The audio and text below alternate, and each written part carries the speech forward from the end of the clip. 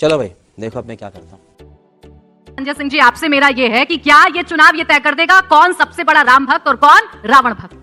देखिए, पहली बात तो मुझे ये नहीं समझ में आता कि हिंदू धर्म का ठेका कहां निकला है।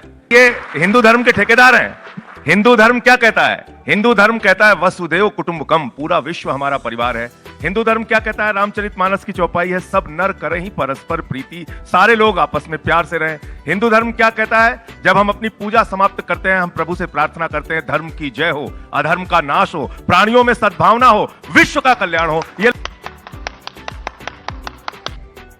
लोग कहते हैं प्राणियों में दुर्भावना हो, आपस में लोगों को झगड़ा कराना है। इनकी पार्टी का नाम बदल के मैंने भारतीय झगड़ा पार्टी कर दिया है। इन्होंने क्या किया है? पहले हिंदू को मुसलमान से लड़ाओ, फिर हिंदू को सिख से लड़ाओ, फिर हिंदू को ईसाई से लड़ाओ, फिर हिंदू को हिंदू से लड़ाओ, जाट को गैर जाट से लड़ाओ, मराठा को गैर मराठा से लड़ाओ, पहलवान को पुलिस के जवान से लड़ाओ, किसान को पुलिस के जवान से लड़ाओ।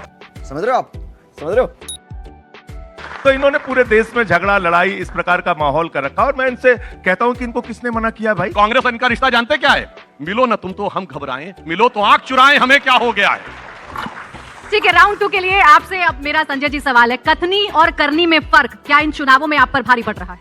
देखिए, मैं इनके कमल चुनाव निशान पे 2 लाइनें कहना चाहूंगा कि कैसे कैसे मंजर अभी आने लगे हैं, कैसे कैसे मंजर अभी आने लगे हैं। गाते गाते लोग चिल्लाने लगे हैं, बदल डालो अब इस तालाब के पानी को, कमल के फूल तो मुरझाने लगे हैं।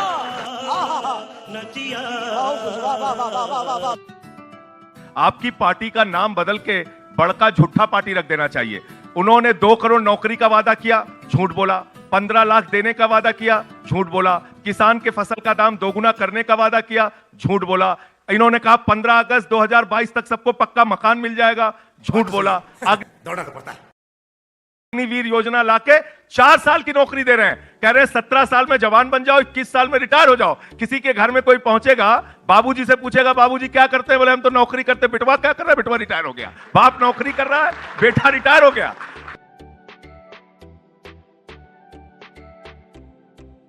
आदरणीय नरेंद्र मोदी जी, गृह मंत्री कौन है? अमित शाह जी। सीमा की सुरक्षा की जिम्मेदारी किसकी है? अमित शाह जी की। अगर 10 साल से 2.5 करोड़ में 2.5 घुसपैठिया आपने भगाया तो नाम बताइए। आप नाम बताइए। आप कह रहे 2006 में आपके पास डाटा आ गया था, 10 साल से आप उसको देख के इंतजार कर रहे थे। आपने बसाया पूरे देश में बांग्लादेशियों को। आप मुझे बताइए, एक बांग्लादेशी आसाम पार करके, त्रिपुरा पार करके, बंगाल पार करके, झारखंड पार करके, बिहार पार करके, यूपी पार करके दिल्ली कैसे आ गया? भारत के प्रधानमंत्री जाते हैं और जब 50 साल पूरे होते हैं बांग्लादेश की आजादी के, तो कहते हैं मैं तो बांग्लादेश की आजादी का योद्धा हूं, मैंने आजाद कराया बांग्लादेश। मैं जेल गया था बांग्लादेश को आजाद कराने के लिए। और अपने दोस्त अडानी को भारत की बिजली चुरा के झारखंड से ठेका दे रहे हैं हजारों करोड़ों का बांग्लादेश को। और मैं पूछना चाहता हूं सुधांशु जी से, आज बोलिए पूरे देश के सामने कि अडानी का ठेका कैंसिल होना चाहिए वहां पे। आप बोलिए पूरे देश को। अभी हजारों टन चावल आपने बांग्लादेश को भेजा है। जब वहां पे हिंदू मारे जा रहे हैं, आप उनको बांग्लादेश को चावल सप्लाई करने का काम कर रहे हैं। आपके दोस्त अडानी जाके वहां पे बिजली का ठेका हजारों करोड़ का व्यापार करेंगे। आप उनसे व्यापारिक रिश्ते बनाएंगे, शेख हसीना को यहां पे बिठाएंगे, घुसपैठियों को यहां बसाएंगे। बात तो उनके देशभक्ति की बातों का जवाब देना बहुत जरूरी है। ये सिखा रहे हैं कि किसका विदेशी का विरोध करना है, किसका स्वदेशी का समर्थन करना है। आपसे सीखना है। जिन्ना की कब्र पे मत्था टेकने वाले लोग हमें सिखाएंगे देशभक्ति, हमको सिखाएंगे। जो लोग बिना बुलाए नवाज शरीफ के बर्थडे का केक काटने चले जाते हैं, हिंदुस्तान में आतंकवादी घटनाओं को जन्म देने वाली आईएसआई को बुला के पठानकोट में हमारे शहीदों की जांच कराने वाले भारत के प्रधानमंत्री और उनकी पार्टी से हमें कोई देशभक्ति का प्रमाण पत्र नहीं चाहिए। आप देशभक्ति का प्रमाण पत्र देते हैं।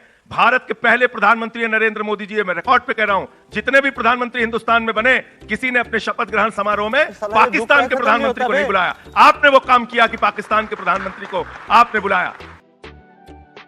बाथरूम में भी एसी लगे हैं और आगे कहते मेरा कलेजा कांप उठता है ये सोचकर कि जिस दिल्ली में 40% जनता झुग्गी झोपड़ी में रहती है, कैसे कोई मुख्यमंत्री ऐसे आलीशान महल में रहता है। और अब तो शीश महल छोड़िए, अब तो इतने मजेदार हैं, ये भारत के इकलौते चीफ मिनिस्टर हैं जिनको 2-2 राज्यों की Z+ सिक्योरिटी चाहिए, यानी सरकार आधी और सिक्योरिटी डबल Z++। ये देखिए, इसे कहते हैं देख तेरे संसार की हालत क्या हो गई भगवान, कितना बदल गया इंसान। यही कथनी और करनी में फर्क। अब आपका सवाल इनसे।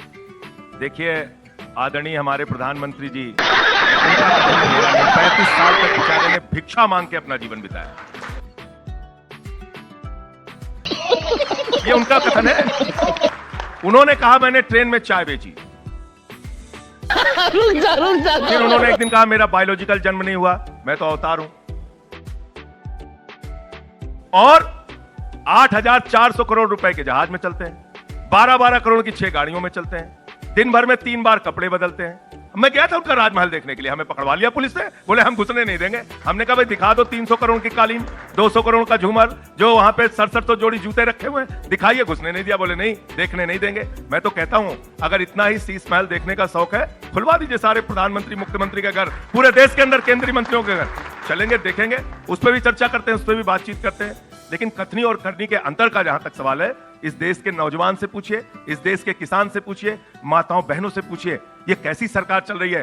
250 रुपए किलो प्याज बिकी, 300 रुपए किलो दाल बिकी, 1200 रुपए का सिलेंडर बिका, 100 रुपए के पार पेट्रोल बिका, 100 रुपए के पार डीजल बिका आपके राज्य में। और जब लोग जाते हैं शिकायत करने के लिए तो निर्मला सीतारमण जी कहती मैं तो प्याज खाती नहीं। ये संवेदनहीनता, ये संवेदनहीनता।